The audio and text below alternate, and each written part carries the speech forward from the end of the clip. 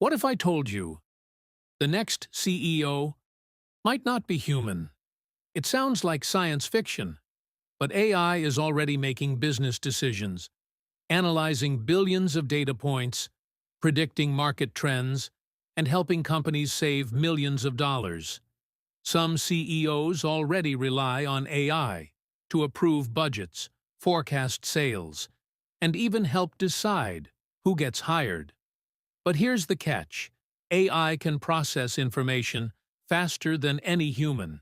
It can't replace vision, leadership, or the trust that inspires people to follow.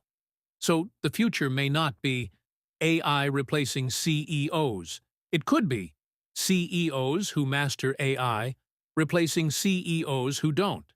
The real question is, if an AI could run a billion-dollar company, would you trust it? Nad introdu.